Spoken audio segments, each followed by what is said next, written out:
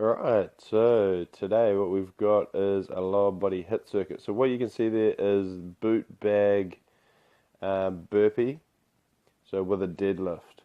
Okay, so and then their partner is running out. I would call that about an 80-meter run. So you can see out there, there's a cone.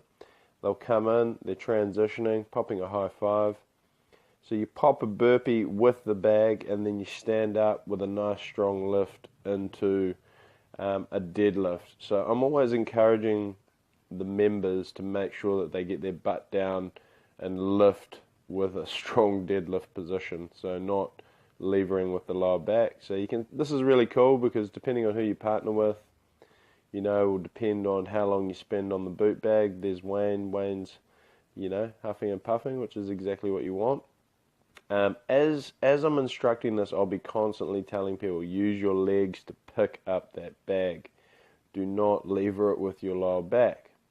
On this particular exercise, okay, so this is the previous version. So you can see there they don't have the bag, and I've got them running 120 meters, so a little bit further run. They don't have the bag. All right, so this is just getting them in the groove for the exercise with what I call squat burpees. So you just stay in a prone position, straight to the squat position, prone position, straight to the squat position. So this is a really effective way to run pairs circuits, because as soon as they get back off the run, they're just going hard on their squat burpee, and people can just work as hard as they want to work. Obviously, I'm driving them with verbal encouragement, but if you're a newbie, you turn up and you need to dial it back a bit, that's cool. All right, so this is the next one. We've got a circuit where one person in the pair is nice and static.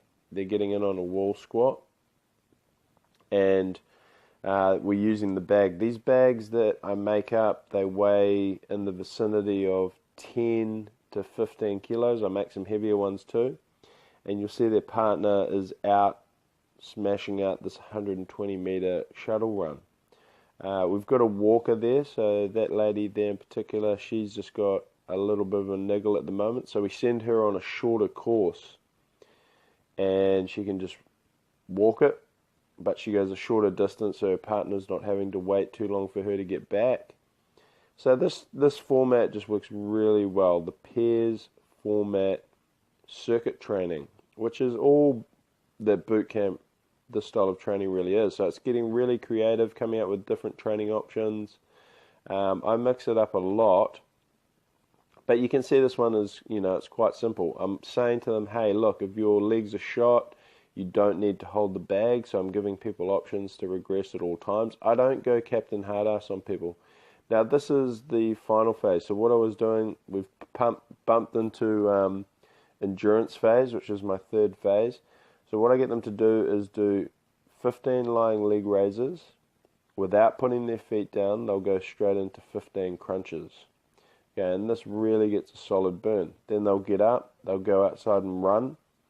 They'll run for approximately 400 meters, because this is my endurance phase, and then they'll come in and do 20 lying leg raises, 20 crunches. So the name of the game is to try and get through the whole thing, the 20 and 20, without putting your legs down. And then they'll go for another run. They'll come back in, they'll do 25 and 25. So the numbers are climbing and climbing. So as you can see, the fitter you are, the more running rounds you're going to do, the more core you're going to do. If you're a newbie, you'll just turn up and you just get through what you can. And this is how I build people's fitness up. So when you first turn up, you might not be that fit.